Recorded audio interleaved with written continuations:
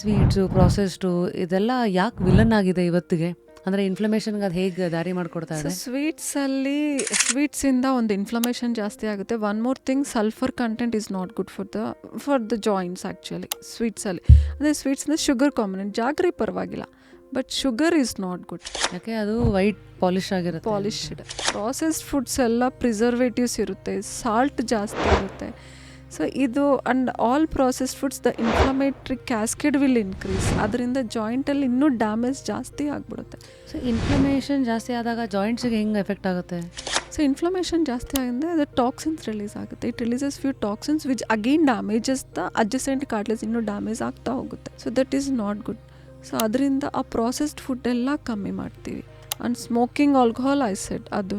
And protein is good. Protein ಸ್ವಲ್ಪ ಆದರೂ every ಮೀಲಲ್ಲಿ. ಆ್ಯಕ್ಚುಲಿ ಇಂಡಿಯನ್ ಫುಡ್ಡಲ್ಲಿ ಲ್ಯಾಕಿಂಗೇ protein. No one will take, only carbohydrates, fat ಅಷ್ಟೇ ಇರುತ್ತೆ. ಪ್ರೋಟೀನ್ ಎಲ್ಲಿ ತುಂಬ ಕಮ್ಮಿ.